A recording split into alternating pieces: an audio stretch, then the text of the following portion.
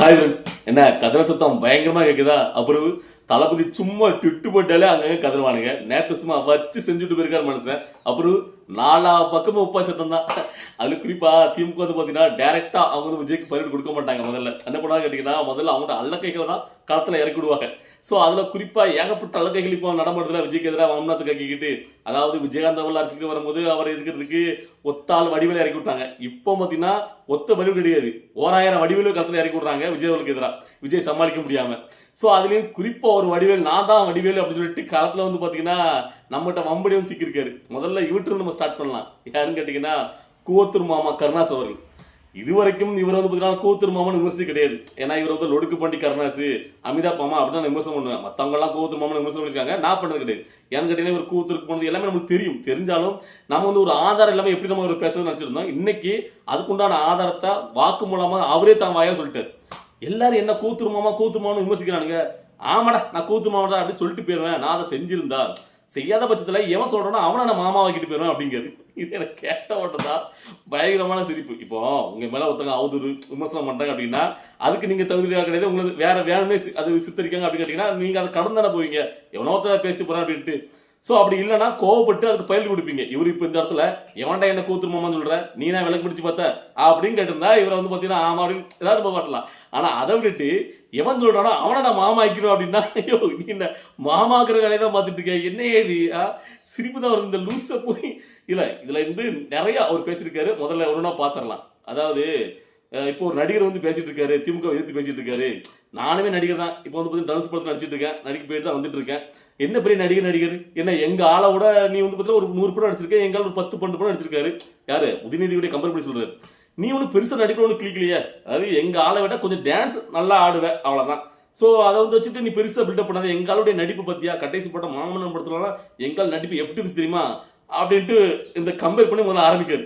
இதுலயே எனக்கு வந்து பாத்தீங்கன்னா சிரிப்பு வந்துட்டு, யோ அதாவது அரசியல் ரீதியா எடுத்து கம்பேர் பண்ணியிருந்தா கூட ஏதோ ஒண்ணு அவர் வந்து பாத்தீங்கன்னா பாரம்பரியமா அந்த குடும்பத்துல இருந்து வந்ததுனால நீ அதை வச்சு கம்பேர் பண்ற. அவரை விட இவர் வந்து பாத்தீங்கன்னா சீனியர், அவருடைய அரசியல் அறிவு இருக்கு அதிகம் இருக்குன்னு சொன்னா கூட அதுலயுமே ஒண்ணுமே கிடையாது.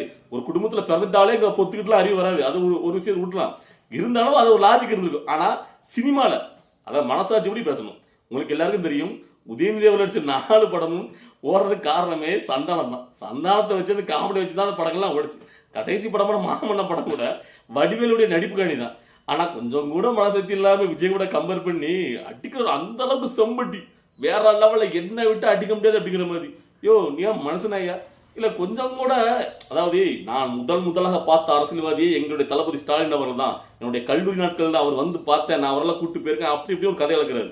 சரிதான், உங்களுடைய அதாவது கல்லூரி நாட்கள்ல இருந்தே நீங்க பார்த்த முதல் அரசியல்வாதி தளபதி ஸ்டாலின் அப்படின்னா டைரக்டா நீங்க வந்து அரசியலுக்கு வரும்போது உங்க தளபதி ஸ்டாலின் போய் சேர்ந்துக்கலாமே.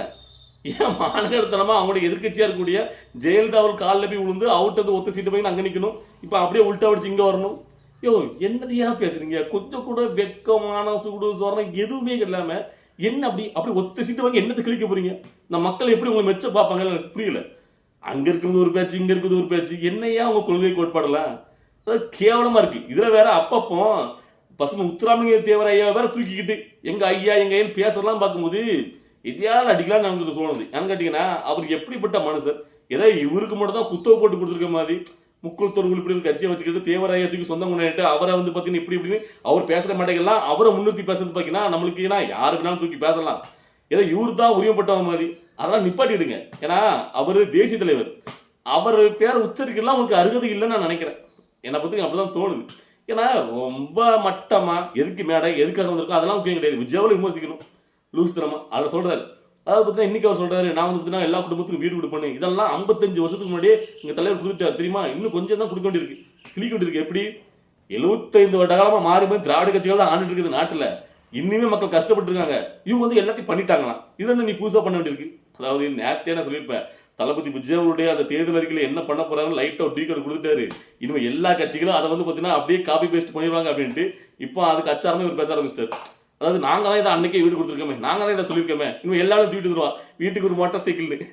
எனக்கு தெரிஞ்ச இந்த தேர்தலில் வந்து பாத்தீங்கன்னா மக்கள் நல்லா என்ஜாய் பண்ணலாம். உங்களுக்கு வசூலும் நல்லா கிடைக்கும், திட்டங்களும் வேற மாதிரி கிடைக்கும். ஏன்னா விஜய் அவர்களுக்கு வந்து பாத்தீங்கன்னா மோட்டார் சைக்கிள் குடும்பத்துக்கு வந்து பாத்தீங்கன்னா நிரந்தரமா ஒரு வீடு இருக்கணும், எல்லா பிள்ளைகளும் படிப்பு முடிச்சு விட்டார்ல. ஸோ இப்போ வந்து பாத்தீங்கன்னா போட்டி போட்டுக்கிட்டு இதை விஜயவர்களே சொல்லிட்டாரப்பா, இனிமே நம்ம விட்டுறக்கூடாதுன்னு சொல்லிட்டு அங்கங்கே வெடிக்கும். ஸோ தளபதி விஜயவர்கள் ஒரு ட்ரிகர் பண்ணி விட்டாரு, அங்கங்கே வெடிக்கும். எப்படியோ மக்களுக்கு நல்லது கிடைச்சா போதும். இவனுக்கு எல்லாரும் கொள்ளே அடிச்சுட்டு போவானுங்க. ஆனால் அந்த ஏழை பல மக்கள் அவங்களுக்கு ஓட்டு போட்டு இன்னுமே கஷ்டப்பட்டு இருக்குன்னு சில பேர் சொல்லுவான், இலவசம் கொடுக்கூடாது, இலவசம் கொடுக்க கூடாதான், இலவசம் கொடுத்து மக்களுக்கு கெடுக்கூடாது, இலவசம் கொடுத்து ஓட்டு வாங்க கூடாது. இருந்தாலும் அதன் மூலயமா அந்த மக்களுக்கு ஏதாவது ஒன்று கிடைச்சிட்டு போடுமே கருதிய. அதாவது என்னத்தை வேணா கொடுக்கட்டும், என் வேணா ஓட்டுக்கு பணத்தை கொடுக்கட்டும், நீங்க யாருக்கு ஓட்டு போட நினைக்கலாம் அவங்களுக்கு ஓட்டு போடுங்க. இந்த கொடுக்குறாங்க கவர்ச்சி ஓட்டு போட வேண்டாம். சரி இல்ல இதுல இந்த ஆள் என்ன சொல்றாங்க கேட்டீங்கன்னா, ஃப்ளோல மக்கள் தலைவனா எப்படி தான் இருக்கணும், மக்களுக்கு ஒரு பிரச்சனை அவங்களுடைய குறைகளை சொல்லணும்னு கேட்டீங்கன்னா நேர்ல சந்திக்கிற மாதிரி எழுதுல அவங்கள பாக்குற மாதிரி இருக்கணும். இப்போ எங்களுடைய துணை முதலமைச்சர் உதயநிதி ஸ்டாலின் அவர்களாகட்டும், தளபதி மு க ஸ்டாலின் அவர்களாகட்டும், மக்கள் நேரடியாக அவளை எப்ப வேணா சந்திக்கலாம். ஆனா உங்க தலைவரை சந்திக்கணும் அப்படின்னா மக்கள் ஸ்டார்டர் பிளேட் பிடிச்சா போகணும், கட்சிக்காரனே அவர் சந்திக்க முடியாது போல. நீங்க நலத்திட்ட உதவிகளே நீங்க உங்க அலுவலகத்துக்கு கூட்டு தானே பணியிட விஷயத்துல குடிக்கீங்க அப்படின்னு விமர்சிக்கிறது. இதை கேட்கும் போது இதை ஒண்ணு காலங்காலமா விமர்சிட்டு இருக்கானுங்க. நல்லா ஒண்ணு புரிஞ்சுக்கணும். அதாவது மக்கள் தலைவனுங்கிறவன் மக்களுக்கு பிரச்சனைகளே வராம பாத்துக்கிறதா மக்கள் தலைவன். இந்த பிரச்சனை வரும்போதெல்லாம் மக்கள்கிட்ட ஓடி போய் மீட் பண்ண கிடையாது. நீங்க முதல்ல மீட் பண்றீங்களா மீட் பண்ணலங்கிறது ரெண்டாவது பிரச்சனை. மக்கள் தலைவனா மக்களுக்கு உரிய நேரத்துல என்ன வேணும், மக்கள் எதனால பாதிக்கப்படுறாங்க, நம்ம 75 ஆண்டு காலமா மாறி திராவிட கட்சிகள் ஆட்சி மக்களுடைய பிரச்சனையை சரிசீலம் பண்ண முடியல. இப்பவும் ஒரு மழை அடிச்சுன்னா மக்கள் இருக்க இடம் இல்லாம அலையிறாங்க. ஸோ நெல்லாம் பார்த்தீங்கன்னா நனைஞ்சு போகுது அந்த மழை வெள்ளையிலே. ஸோ அந்த அளவுக்கு தான் நம்ம நாடு இருக்கு. ஸோ காலங்காலமா அந்த திராவிட கட்சிகள் மாறி ஆட்சி இருக்கு, இன்னும் அவங்களால சரி பண்ண முடியல.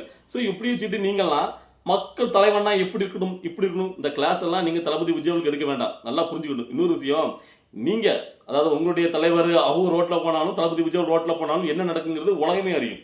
ஸோ அதனால ஏன் அவர் ஈஸியா சந்திக்க முடியலன்னா அதனுடைய விஷயத்தை புரிஞ்சுக்கிட்டும் புரியாத மாதிரி நடிக்கிறது நீங்க தான். அதுக்கப்புறம் இல்ல அதுல லாஸ்ட்ல பாயிண்ட் ஒன்று வைக்கிறாரு, அதை நீங்க நோட் பண்ணணும்.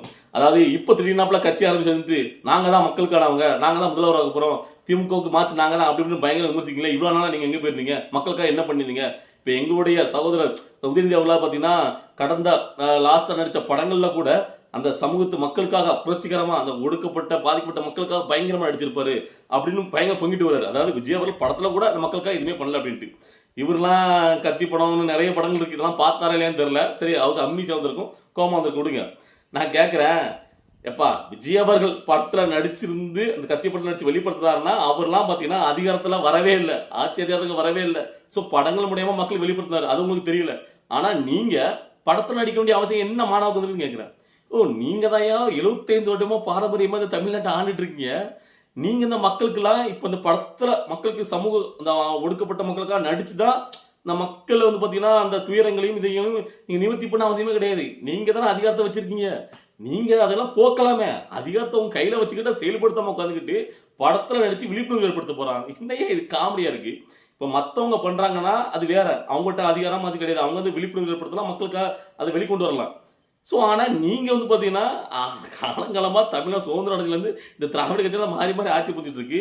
அப்போ இந்த மக்களுக்கு என்ன பிரச்சனை மெயினில் இருந்து அதை நிவர்த்தி பண்ண முடியல. இத்தனை ஆண்டு காலமாக நீங்கள் படத்து மூலமாக நடிச்சுட்டு அதை இது பண்ணுறீங்களா? கொஞ்சம் மனசாட்சி இல்லை, இதை ஒரு மேலே கேட்க மாட்டேங்க. அந்த ஆள் நியூஸ் தரம் பார்த்தீங்கன்னா கதறிட்டு இருக்காரு. சரி இன்னும் போங்க. இந்த ஆள் பார்த்தீங்கன்னா முழு செம்படியா அதாவது முரட்டு முட்டை எப்படியாவது கொடுத்து நாம பார்த்தீங்கன்னா ஒத்த சீட்டை வாங்கிடணும் அப்படின்னு சொல்லி பயங்கரம் மண்டி போடுறாரு. ஏதோ ஒன்று பண்ணிட்டு போட்டோம். ஸோ அந்த வகையில் அடுத்த நம்ம யாருக்கு ஒரு பயிற்சி கொடுக்க போறோம் கேட்டீங்கன்னா திமுகவுடைய புதிய இலக்கை உங்களுக்கு தெரியும், நாம் தமிழ் கட்சி சாட்டை தினவர்கள். அதாவது இவன் நேரத்தை ஆரம்பிச்சுட்டு ஒரு வீடியோ போட்டா இவன் தான் உடனே வீடியோ போட்டுருவானே, திமுகவுக்கு ஒரு பிரச்சனை அப்படின்னா முதல்ல நின்றுவான்ல. அதாவது நல்லா தெரியணும், இதுக்கு முன்னாடி பார்த்தா திருமணம் தான் முதலாக திமுக ஒரு பிரச்சனை முதலாக பார்த்தீங்கன்னா மோட்டை முட்டா கொடுப்பாரு. ஆனா இப்போ முதல் நாளா அவர் பார்த்தீங்கன்னா விலகி இருக்காரு. இப்போ அந்த இடத்துல நாம் தமிழ் கட்சி பிடிச்சிருக்கு. அதாவது திமுக திருமணனுக்கு போட்டியா மொத்த இடத்துல பயங்கரமா அதுவும் சாட்டை திருப்பி ஓடி வீடியோ போட்டுருவோம். அப்படிதான் வீடியோ போட்டிருக்கான். அதுல என்ன சொல்ல கேட்டீங்கன்னா அது ஒரு பாயிண்ட் நான் முக்கியமா கவனிச்சேன். அவன் விமர்சனம் பண்றதுக்கு நம்ம ரெண்டாவது வரும். அதாவது இந்த தடவை பார்த்தீங்கன்னா அவர் எடுத்த உடனே அதாவது காஞ்சிபுரத்துல மக்களை சந்திச்சு எதுக்காக பேச வந்தாரோ அதை பேசாம டைரக்டா திமுக தான் விமர்சனம் பண்றாரு, திமுக அடிக்க ஆரம்பிக்கிறாரு எடுப்புலையே அப்படிங்க. திமுக அடிக்கிறது உனக்கு கவலையா இருக்கா சாட்டை?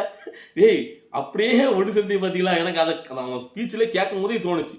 அது வெளிப்படையாவே இப்ப திமுக விமர்சா இவங்களுக்கு கோவம் வருது, அதை ஒத்துக்கிறான். டேரக்டா எடுத்த உடனே விஜய் திமுக அடிக்காரு. அடிக்கதான் செய்யணும், அப்புறம் மக்களுக்கு எதிராக இருந்தா அவர் அடிக்காம என்ன பண்ணுவாரு? இல்ல சிரிப்பா வருது. சரி ஓகே, இதுல இன்னொரு அவன் என்ன மெயினா வீடியோ போட்டுருக்காங்க கேட்டீங்கன்னா, அதாவது தற்கொலை நாங்க எப்படி தற்கொலை ஆகுதுன்னு சொல்லிட்டு விஜய் பேசுவாரு, நீங்க தற்கொலை தான் அப்படின்னு சொல்லிட்டு இவன் பதிலுக்கு வீடியோ போட்டிருக்கான். ஸோ இவன் லூசு போய் மாதிரி இவன் இவங்களுக்கு ஆதாயம்னா அப்படி பல்ல எழுச்சிக்கிட்டு பேசுவானுங்க. இவங்களோட கூட்டணிக்கு வருவாரு கட்சி ஆரம்பிச்சுட்டுங்கிற முதல் நாள்லாம் பாத்தீங்கன்னா பயங்கரமா பல்ல எழுச்சிட்டு இவன் பேசியிருந்தான். அந்த வீடியோலாம் இன்னுமே வயல் ஆயிட்டு இருக்கு. ஸோ இப்போ கூட்டணிக்கு வரமாட்டான்னு தெரிஞ்சோன்னா அப்படியே மாறுதிசையில ஏற்று பேசிட்டு இருக்கான். ஸோ அதெல்லாம் சொல்றான். அதாவது விஜய் அவர்கள் சொல்றாரு, அதாவது திமுக எதிர்த்து விஜய் அவர்கள் பேசியிருந்தார். கொள்கைன்னு கேட்குறீங்களே, நீங்க என்ன கொள்கை வச்சிருக்கீங்க? எங்கிட்ட தான் பிறப்புக்கும் எல்லாருக்குன்னு நாங்கள் தெளிவாக ஒரு கொள்கை அடிச்சு வந்திருக்கோம். சமூக நீதி எல்லாருக்குமான எல்லாம் கிடைக்கணும் தான் எங்களுடைய கோட்பாடு. அதாவது பார்த்தீங்கன்னா நாங்கள் சிஏ எதிர்த்து நாங்கள் பேசியிருக்கோம், வப்பு திருச்சிக்கு எதிர்த்து நாங்கள் பேசியிருக்கோம். அதுக்கு எதிராக எங்களுடைய இதை நாங்கள் உச்சநீதிமன்றத்திலே பார்த்தீங்கன்னா நாங்கள் வழக்கு தொடர்ந்துருக்கோம். எதிராக நாங்கள் பேசல. சாதி வாரி கணக்கெடுப்பில் முதலாக குறிப்பிட்டிருந்தாங்க அப்படின்னு நிறைய விஷயங்களை முன்னாடிக்கு விஜய் அவர்கள் பேசியிருந்தாரு. அதையும் சொல்றான், எப்பா இதெல்லாம் கொள்கை கிடையாது, இதெல்லாம் ஒரு பிரச்சனைக்கு உண்டான தீர்வு. ஸோ சிஏஏ வக்கு திருச்சம் அந்த சாதி இதெல்லாம் பார்த்தீங்கன்னா அந்தந்த பிரச்சனைக்கு தீர்வு தான் வைங்க, அதுதான் அதை நோக்கி தான் போயிட்டு இருக்கே தவிர அதுவே உங்க கொள்கையை எப்படி சொல்ல முடியும் அப்படின்னு அவன் புதுசாத்தனமா ஒரு கேள்வி கேட்கிறான். ஏப்பா அப்புறம் கொள்கைங்கிறது என்ன? மக்களுக்கு நெடுநாளமா இருக்கக்கூடிய ஒரு பிரச்சனைக்கு தீர்வை கொடுக்கறது தானே அதோட கொள்கையா இருக்க முடியும். ஸோ நான் கேட்கிறேன், நீ உங்களுடைய கொள்கை என்ன? நீ என்ன சொல்லுவ? தமிழ் தேசியம், தமிழ்நாட்டை ஆளணும், தனி தமிழ்நாட்டு தான் சொல்லுவேன். தமிழ்நாட்டை ஆளணும். இது பார்த்தீங்கன்னா ஒரு பெரிய கொள்கையா? இது பார்த்தீங்கன்னா இதான் ஆல்ரெடி விஜய் அவர் பார்த்தீங்கன்னா அவரே தமிழன் தானே. இங்க யார் தமிழன் இல்லைன்னு சொல்ல வருவேன்? எடப்பாடி பார்த்தீங்கன்னா தமிழன் இல்லைன்னு சொல்லுவியா? இல்ல, ஒவ்வொருத்தரும் பேக்ரவுண்ட் எடுப்போம். சரி, நான் இன்னொன்னு கேட்கிறேன், தமிழ்நாடு தனி தமிழர்னு கேட்டேன்னா இப்போ ஒவ்வொரு மாநிலத்திலும் ஒவ்வொரு மொழி பேசக்கூடியவங்க இருக்காங்க. எல்லாருமே எங்களுக்கு ஒரு நாடுன்னு கேட்டா அப்ப என்ன கதையாகும்? இல்ல எனக்கு புரியல. அது நம்முடைய இந்திய தேசியத்துல அந்த வரலாற்று சட்டங்களுக்குள்ள அது தனி தமிழ்நாடுங்கிறது ஏற்படுத்த முடியுமா? நாம உள்ளுக்குள்ள தமிழனா ஒஞ்சி நிற்கணும். அதே மாதிரி தேசமா நம்ம இந்தியனா ஒஞ்சி நிற்கணும். அதுதான் தேசப்பற்று, நம்ம தமிழ் பற்றுங்கிறது. அதாவது நீங்க தான் பார்த்தீங்கன்னா தமிழருக்கே பார்த்தீங்கன்னா பிரதிநிதித்துவம். ஸோ நீங்க வந்ததுக்கு அப்புறம் நாம் தமிழர் கட்சி ஆரம்பிச்சதுக்கு அப்புறம் சீமான பேசுறது தான் தமிழர்லாம் பார்த்தீங்கன்னா தமிழை தூக்கி பிடிக்குங்க அப்படின்னு தவறான கண்ணோட்டத்தில் இங்க நிறைய பேர் நினைச்சிட்டு இருக்காங்க. அப்படிலாம் கிடையாது. தமிழங்கிற பற்றும் தமிழ் உணர்வும் நாம் தமிழ் கட்சி வர்றதுக்கு முன்னாடியே ஏகப்பட்ட தலைவர்களுக்கு இருக்கு. நல்லா புரிஞ்சுக்கணும். அதே மாதிரி இப்போ மக்கள் நிறைய பேருக்கு இருக்கு. இவங்க தேவையில்லாம தமிழர் அப்படிங்கிறது ஒண்ணு வச்சுக்கிட்டு புலப்பு நடத்திட்டு இருக்காங்க. புலப்பாதி அரசியல் பண்ணிட்டு இருக்கீங்க. நல்லா புரிஞ்சுக்கிடணும். இதில் நான் இன்னொன்று கேட்கிறேன், ஈழத்துல தமிழர் கொல்லப்பட்டாங்க, இங்கேயும் தமிழ் இருக்காங்க. சரி, நம்ம வந்துட்டு துப்புள் கொடுக்குற தமிழர்கள் தான். அந்த தமிழருக்காக இவரு கட்சி ஆரம்பிச்சு 15 வருஷத்துக்கு என்ன ஒரு நல்லது பண்ணியிருக்காரு? இது எவனாலும் கேட்கானா? என்ன ஒரு நல்லது பண்ணியிருக்காரு? இவரு திருமணம் செய்யறதுக்கு முன்னாடி ஈழத்தமிழ்ல பாதிக்கப்பட்ட ஒருத்தர் திருமணம் செஞ்சுக்கும் அப்படின்னாரு. இவர் திருமணம் செஞ்சாரா? இல்ல இவங்க கட்சியில உள்ள எத்தனை பேர் அங்க போய் திருமணம் செஞ்சிருக்காங்க? அந்த மக்களுக்கு எந்த வகையில உதவி பண்ணியிருக்காங்க? அவங்களுடைய பேரை வச்சுன்னா பழப்பு நடத்திக்கிட்டே இருக்கீங்க. ஆக்சுவலா நீங்க அங்கதான் கட்சி ஆரம்பிச்சிருக்கணும். இங்க ஆரம்பிங்க. சரி, ஆரம்பிங்க. அதுவும் தமிழர், நாமும் தமிழர் தான். ஸோ என்ன ஒரு நல்லது ஏற்படுத்திட்டீங்கன்னு கேட்கிறேன். எனக்கு என்ன ஒன்று கடைசியாக தோணுதுன்னு கேட்டீங்கன்னா, அதாவது நாம பார்த்தீங்கன்னா என்னதான் இந்த நாம் தமிழர் கட்சியை பத்தி விமர்சனம் பண்ணினாலும் இந்த அவங்க கூட உள்ள சில ஆமை குஞ்சுகளுக்கு இன்னும் புரியுது கிடையாது. கம்மனை கதறிட்டு இருக்கான். அவங்க ஒவ்வொருத்தரும் நல்லா புரிஞ்சுக்கோ. நேற்று தளபதி விஜய் எந்த இடத்துல நாம் தமிழர் கட்சியை பத்தி விமர்சனம் பண்ணியிருந்தாரா? அவர் முழுக்க திமுக போட்டு பழந்திருந்தார். நல்லா பார்க்கணும். அப்படி இருக்கும்போது இவன் என்ன மாணவருக்கு கதறிட்டு இருக்கான். அப்ப இதுல தெரியும், அங்க அடிச்சா அங்கதான்டா வலிக்கணும், ஏன்டா இங்க வலிக்குது? ஆனா லூசு போயில இதுலயே புரிஞ்சுக்கிடுங்க இவங்க பட்டு எப்படிப்பட்டவனுங்கன்னு. ஸோ இதுக்கப்புறம் புரியலன்னா உங்களை ஒன்றும் பண்ண முடியாது. சரி, இன்னைக்கு வீடியோ பார்க்கும்போது உங்களுக்கு என்ன தோணுச்சு, நீங்க என்ன சொல்ல நினைச்சீங்கிறத உங்களுடைய கருத்துக்களை கமெண்ட்ல பதிவு பண்ணுங்க. நம்ம அடுத்த வீடியோ பார்க்கலாம்.